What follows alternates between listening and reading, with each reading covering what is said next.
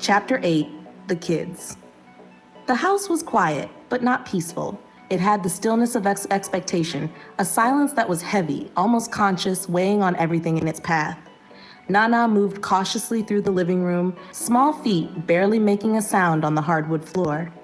Her eyes flicked to every corner, half expecting to see Nicole, half fearing she wouldn't. Every shadow seemed to hold a question she didn't know how to ask. "Where, Mommy?" she whispered, the words trembling in her mouth, almost swallowed by the emptiness around her. The phrase had become a constant in her life over the past days, weeks, an anchor in a world that had gone wrong. She asked it to the empty air, asked it to the quiet walls, asked it to the fragments of memory that haunted her. And yet, no answer came. Bry sat cross-legged on the couch, holding onto a small shirt, one Nicole had worn countless times. His fingers traced the fabric obsessively, the texture grounding him in a world that felt like it had shifted. His eyes were fixed, vacant, staring past the room at nothing and everything all at once. He did not speak, not because he did not want to, but because words had become meaningless when they could not bring her back. Nah came closer, clutching a small stuffed animal to her chest. "When she coming home?" she asked again, voice small, fragile. The question was endless, repeated over and over, as if by asking it, she could will reality to correct itself, to fold back around her mother's presence. Bry did not answer. He couldn't. Instead, he squeezed the shirt tighter, closing his eyes as if the fabric itself could contain Nicole's essence.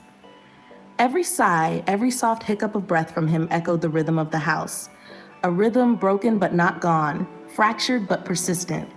The days had blurred together since Nicole had been hospitalized. Nights were worse. Nana cried herself to sleep, repeating the same question over and over, muttering fragments of her mother's voice. "Don't leave me.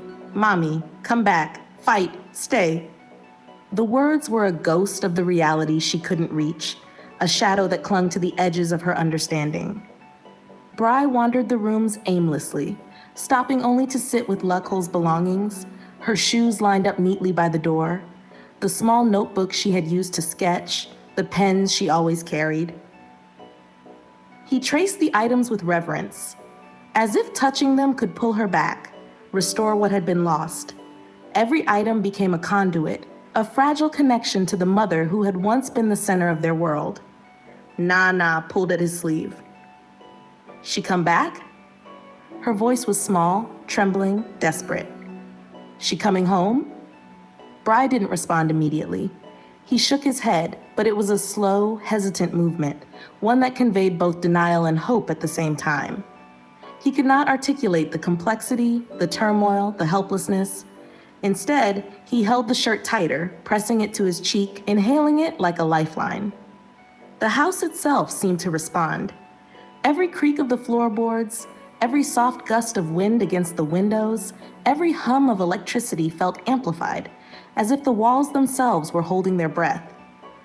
Nana and Bry existed in a world that felt glitchy, distorted, and uncertain, the same way Nicole had perceived reality before the poisoning had overtaken her body. The children's fractured perception mirrored the fractured reality their mother's absence had created. Nana began repeating Nicole's name in whispers, almost a chant. "Mommy, Mommy, Mommy." It rolled into itself, a loop that made her voice both comforting and haunting. She pressed the stuffed animal to her chest tighter, as if the act could transmit her longing directly to Nicole, wherever she was, wherever she could hear. Bry finally spoke, voice barely above a whisper. She's still in the hospital," he said, more to himself than to Nana. They said she's fighting. They said she's still fighting." His words were cautious, unsure, like each syllable might vanish into the empty space around him. They were both statements and prayers, fragments of reality he clung to desperately. The children moved through the day in quiet rituals, each repetition a way to manage the unmanageable. Nana asked the same questions, over and over, to furniture, to air, to herself. Bry checked Nicole's things repeatedly, aligning them meticulously, as if order could bring her back. Their behavior mirrored the glitches that Nicole herself had experienced: the looping words, the repetitions, the sense that reality had shifted and left pieces behind. Even the sounds of the house, the humming fridge, the distant cars, the soft wind, felt alive to them, almost intentional. Every sound was measured, interpreted, decoded. Nana often stopped mid-step, listening intently, convinced she heard her mother's voice carried in a minor echo somewhere between reality and memory. By evening, their routine had cemented into a fragile rhythm. Nana, perched on the couch, stuffed animal in lap, eyes wide, repeating her mother's name like a mantra.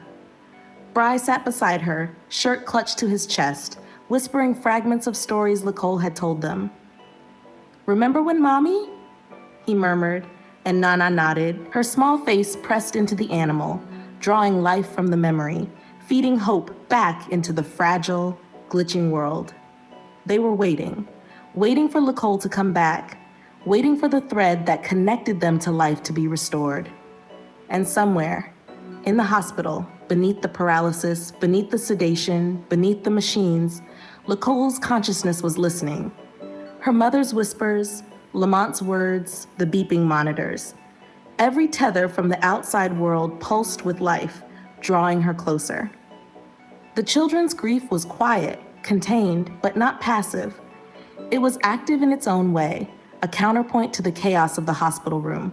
They were survivors of absence, of uncertainty, of a world temporarily displaced by illness. And they held on to the fragments they had. Each repeated question, each clutched object, each whispered memory, a lifeline connecting them to the mother who had not yet returned. Nah and Bry existed in parallel to the machines, the IVs, the monitors. They were conduits of hope, of love, of presence. Every action, every repetition, every whisper was a signal that Nicole was still needed, still wanted, still tethered to life by the smallest, most human threads. The glitches, the loops, the repeated words, they were not meaningless. They were survival. They were connection.